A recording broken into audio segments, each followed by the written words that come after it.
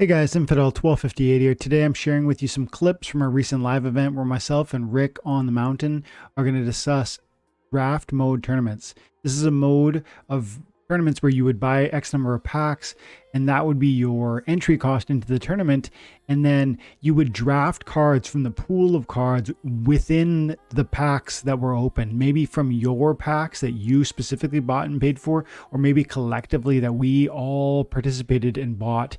And then you could take card one, and I would take card one, and you take card two, and card two for me, and so on until we drafted enough to play the tournament. You would keep the cards at the end, and if you won the tournament, you'd have some sort of significant reward. It sounds exciting. I'd never really thought about it or really understood it before this conversation.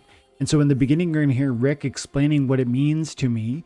And then you're going to hear the proposal that Splinterlands is actually toying with. Now, this is not a finalized proposal. It is just kind of the beginnings of that proposal. But I think they're taking seriously draft mode tournaments. And so if you're excited about that possibility, or if you want to know what that would look like for our game, I think it could be exciting and I think you should care. So I hope you'll stick around and stay tuned, like and subscribe. Have an amazing day. God bless. Also, another thing that Weirdbeard has been, working on and talking about forever that I just want to throw my support 100% behind is give us draft mode, Aggie. That will get me into tournaments when I can walk away with cards regardless of what happens. Like, draft is 100% that something that we need. Tell me more about what that means to you. Like, I don't fully understand the draft mode. Like, what is... Assume the audience doesn't know what that is, and talk to me about it.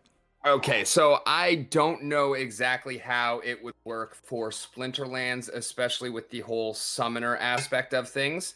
So there would definitely have to be some kind of a way to figure that aspect out. But in Magic, draft mode is basically everybody sits down at the table and they've got 3 packs. Everybody opens 1 pack, takes a card from it, passes the rest of the pack to the left.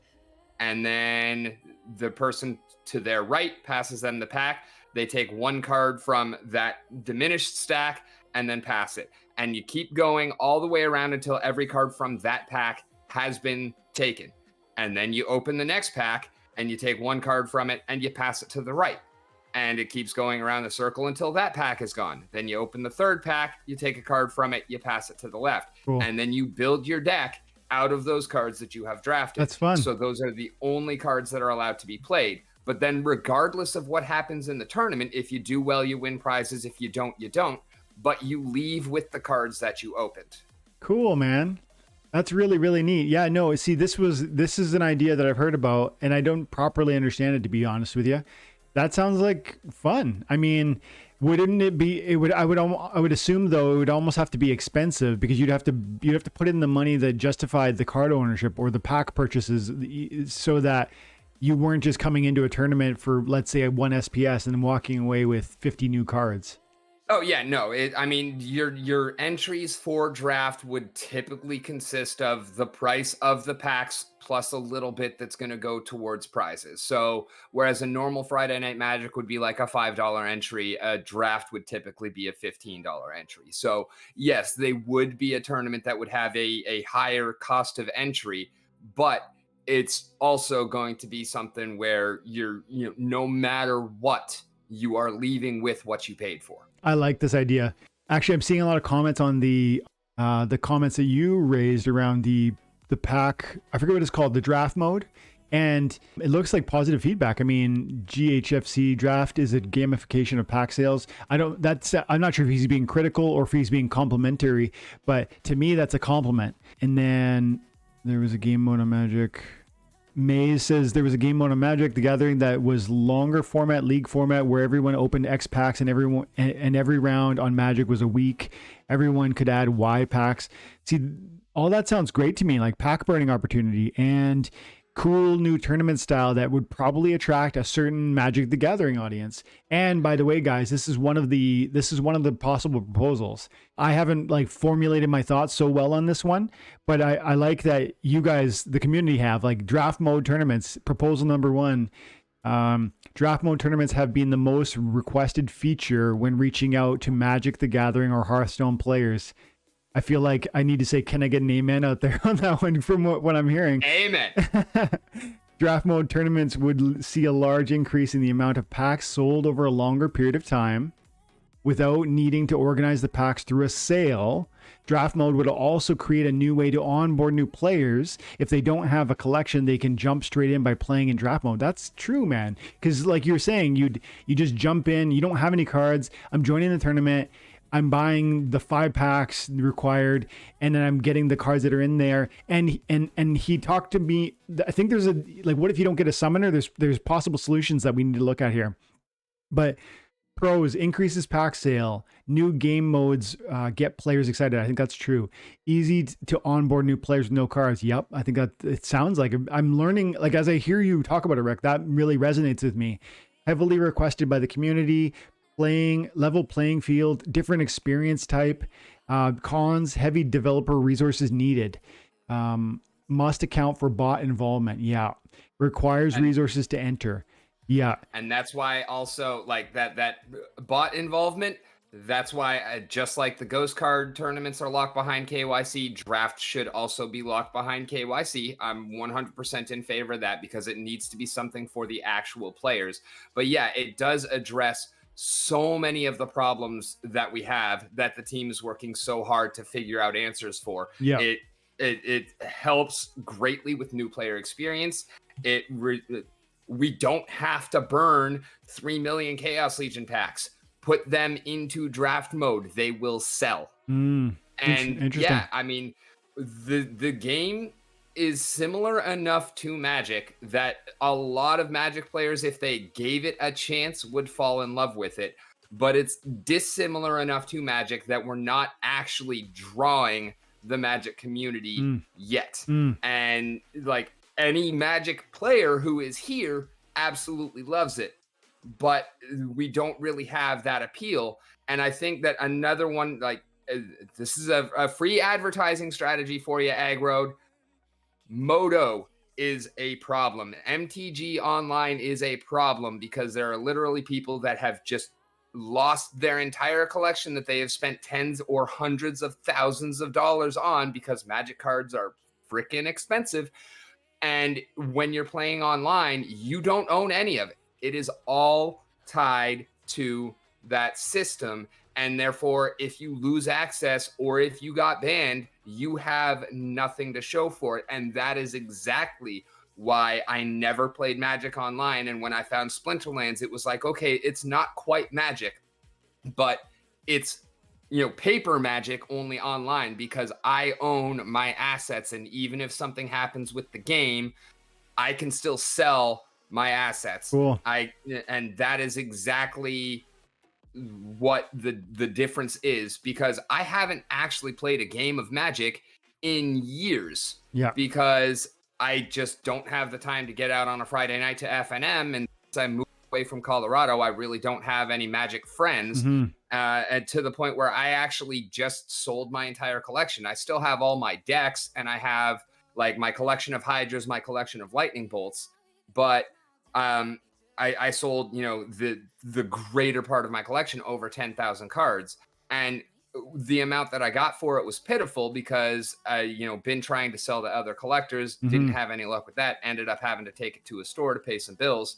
So I, you know, got a pitiful amount out of it, but still I was able to sell the cards. Yeah. And I think that is something that, you know, paper Magic players are going to be looking for, because I know a lot of people that love Magic but will not play it online because you have to buy your cards and yet you don't own them. Yeah.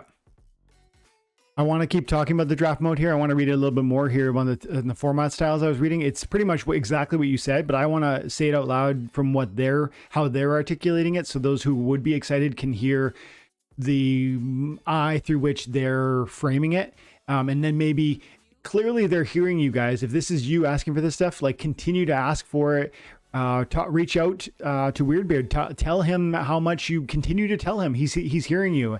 And so, but before I say anything more on it, I definitely want to say, I think last time I checked, I think we might have 50 concurrent viewers, and I think we got 24 likes.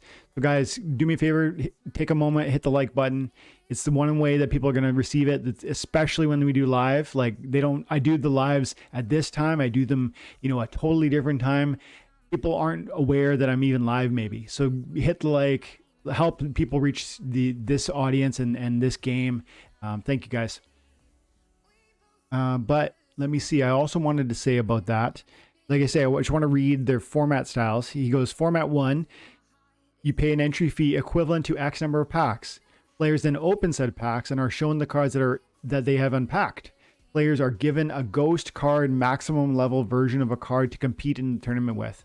So max level version of that one you just looked at. Like you got a obsidian. Okay, you got a max level obsidian for this tournament we're about to enter. Now you don't get to keep the max level. You're only going to get that one BCX, but you actually are going to be able to enjoy for the tournament style that max copy. And players are given a ghost card with max level version of the card to compete in the tournament with. Players keep one BCX version of the card they unpacked after the tournament concludes. That's really cool. I've never understood that. I'm super interested by that. And format 2, players pay an entry fee equivalent to X packs. Players then have all of the cards from the cumulative pack opening added to a large pile, allowing players to take turns choosing. That sounds super fun to me. That's like, I used to play draft pools like for NHL hockey when I was a kid, and you go first, I go second. Who are you going to pick in the first round? I hope he doesn't pick my favorite guy. And then if you don't, it's this exciting moment. Or if you steal him from me, it's this, you're like, no, I wanted that one. And now you're taking your second, you're scrambling because it's probably only 30 seconds or a minute to make your pick. That sounds like a ton of intense fun. And then it says, after you build your team, a single card at a time from the overall set of cards they will fight the tournament, and players keep the cards they drafted after the tournament concludes. That sounds really fun. I like both of those versions, and I think I have a solution to the summoner thing, to be honest, because there is a thing in Magic drafting called money drafting, and it's actually happened, and it's played out. It was called Goyf Gate. It played out on the world stage on the Pro Tour.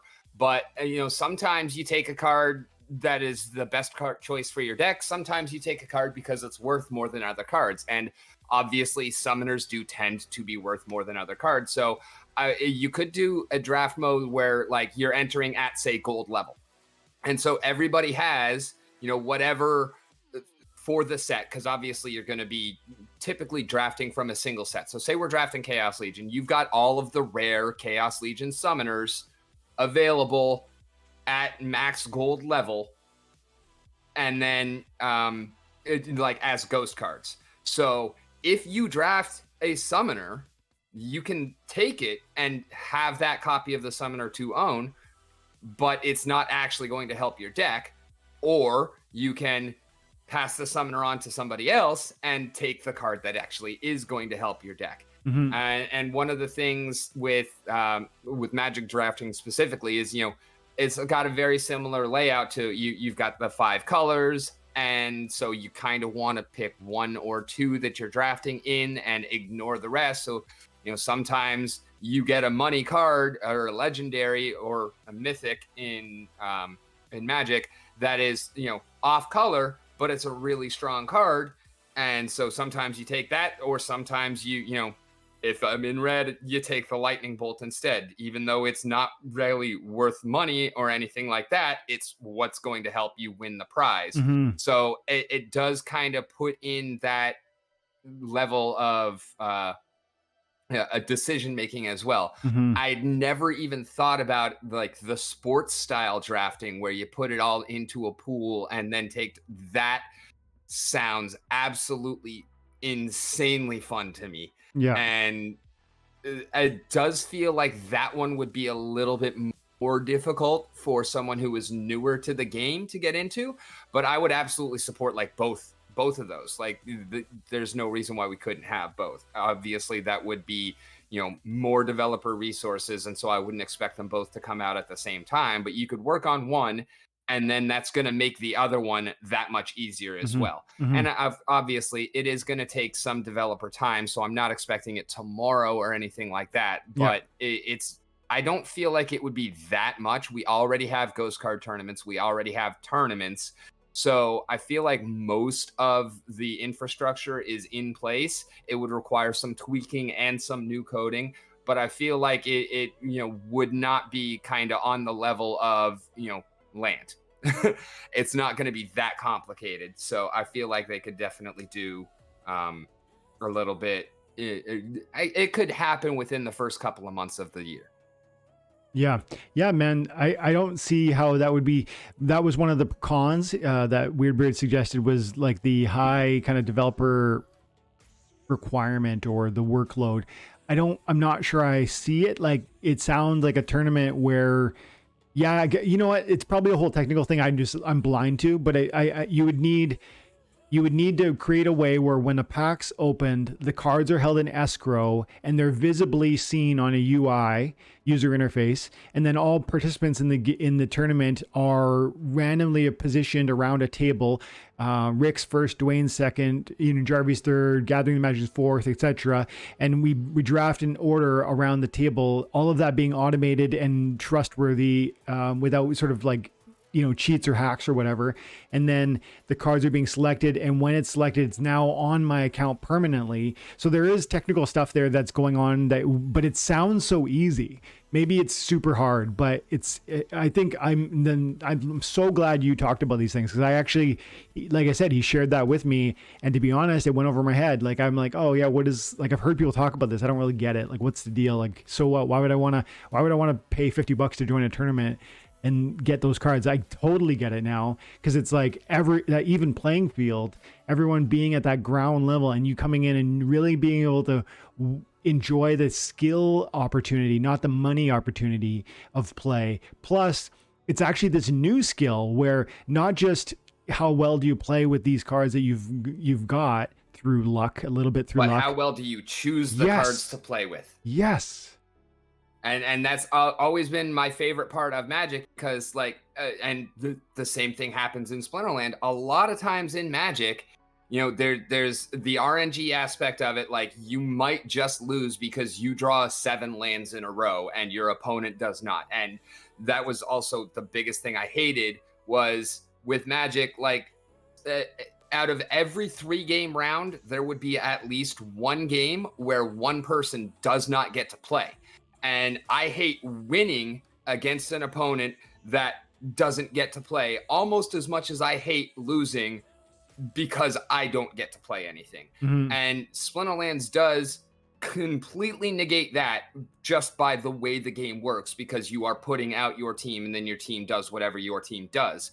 So that side of things is very well taken care of, and that's one of the reasons why I'm still playing hours every single day.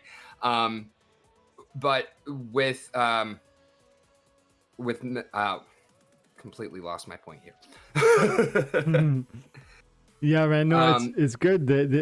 I think the tournament opportunity is exciting. The draft mode is like, and like I said, I'm glad you mentioned it, because it was one of the things Weirdbeard mentioned, and it was beyond me. Like, I'd read it. He tried in a further comment to kind of give elaboration, and it just went over my head. But now, like, thinking that through and just and likening it to my hockey pools, which I've gotten so much joy out of over the years, or football pools, man, it's really fun. And the time sensitivity of how, and Hive could do that well.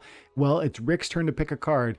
These are the available cards. Which one do you got? You got 30 seconds or a minute to pick it, and then lock it in. Yeah, that sounds super awesome. Oh, okay. I do remember the point that I was making. Because it does happen in Splinterlands too. A lot of times, when players are getting to play, it's just whoever's got more money in their deck just wins. Yep. It's just like, for me, when I come up against Lamacron, it's just like I have managed to win a few times, but I'm almost 0%. Yeah. And it's just, the money involved. Like, if you've got all of the cards, then you're going to win most of the time against somebody who doesn't.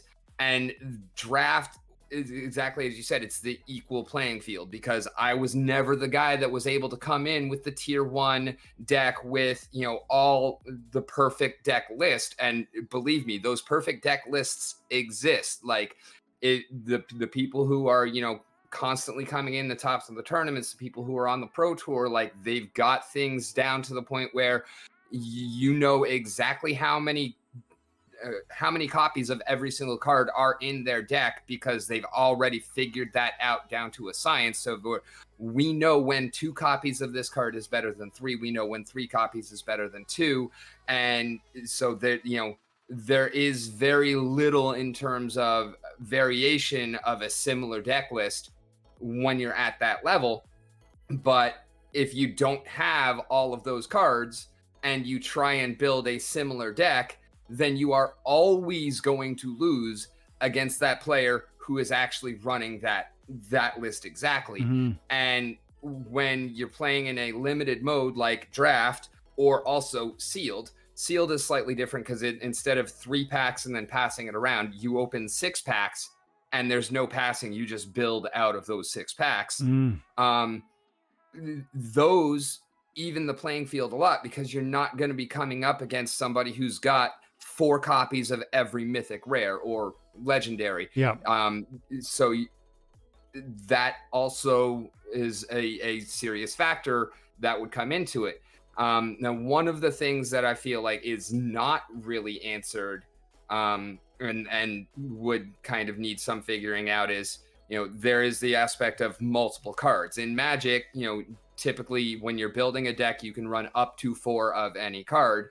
In limited, which is draft and sealed, you can run as many copies as you pull, but there's not really that copies aspect in Splinterlands, except for in terms of leveling up. And I don't feel like that's how you would actually want to pull it, is to where you have to level up your cards by getting multiple copies, because that's going to severely hamstring your deck. So that is one of the things that would still kind of need to figure out how we're going to work around it. But I feel like there's still a lot of opportunity there. Yeah. I put in a poll in the chat, guys. Let us know, because I'm going to give this feedback to Weirdbeard.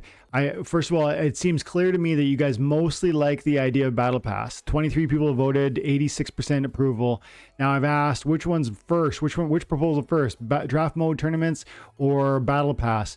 And I'm going to assume that but we like both of them. But let's let Weirdbird know like how much we want one or the other here. And there are other great ones too, but that I'm sure they'll come forward. But I feel like these two are strong candidates.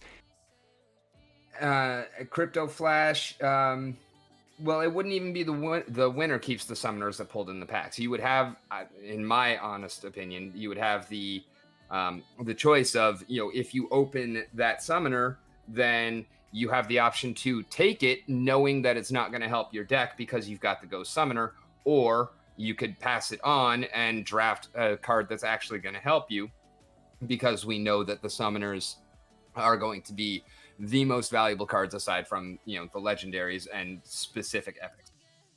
Rick, no, it's not like a snake. It's just, so you open one pack and you pass left, and typically you're going to have 8 people at a table and there's 15 cards in a pack. So it'll go 1, 2, 3, 4, 5, 6, 7, 8, 1, 2, 3, 4, 5, 6, 7. And then the second pack will go to the right. So it'll go 1, 8, 7, 6, 5, 4, 3, 2, 1, 8, 7, 6, 5, 4, 3, 2. I'm seeing a comment that Jarvie put up twice now, Rick. He goes, back and forth, non-blind, timed draft mode. I don't know what back and forth means. Maybe you do.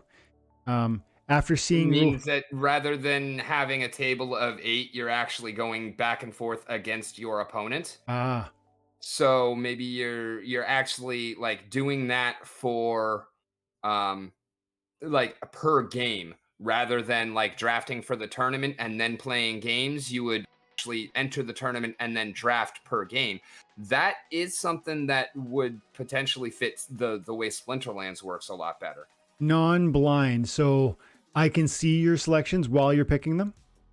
Yes and no. It'd be kind of like the more like the sports draft kind of thing. So he's saying like, all right, so say we both open 3 packs or 5, whatever, however many it is, or there's just 10 random or 20 random cards, right? And then we both pick 10 and discard 10, and we see what each other pick, Mm. and then we both pick the 7 out of the 10 that we're actually playing with. Mm. But you have that information of which 10 your opponent threw away, and so kind of what they're going to be doing. Cool. When you say throw away, they would get claimed by the end of the process, or what? I'm not sure how that would work in terms of the card actually being owned or anything like that. From your own collection, I don't feel like that's draft mode. The entire appeal of draft mode to me is that you're not using your own collection, and you are, regardless of your performance, you are getting cards. Like, that is what draft means to me. Yeah. The selection process is less relevant than the fact that you are not using your own cards. You are getting new cards. Yeah. And you are playing with whatever cards you get. That is what draft means to me. Yeah, I like that. I read Jarvy's comment there too. I could see that being fun in its own right, where it's a different vibe. It's not a draft mode it's not exactly what you've been talking about as draft mode. I like this idea of using it to appeal to the sale of packs. And I do believe there's a good amount of reason why that would be fun and enjoyable and desirable and attract attention and sell packs. So love that, full stop. But then I also kind of think I would like to be in a tournament maybe that was draft mode, where cumulatively my deck and your deck are put into a pool and we're drafting from those assets. To me, that strikes me as like coming to the NHL and doing an NHL pool. I don't get to pick like just the 5 in front of me. I can pick one of any of the 700 players in NHL as my first pick or my second pick, because my deck and your deck is going to represent the full body probably, or most of the full body of the decks available.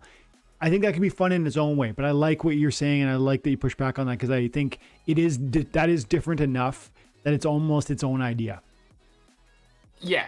I mean, there's definitely multiple ways to kind of go at the problem. And yes, Crypto Flash, we are talking about exactly. We definitely would have to do some kind of variation of Ghost Summoners for draft to be able to work. Yeah. Because you cannot rely on pulling summoners in packs 100%. We've covered that, and it's definitely I mean, you're correct 100%. Yeah. But we don't want to beat that into the ground. Yeah. But yeah, I feel like what Jarvie is putting forth with the pick 10 and then 7, like, that's a really cool idea. My only pushback on it is I don't want to be drafting from my collection. I want to be drafting from new cards, and that way you are taking something home regardless. Mm-hmm.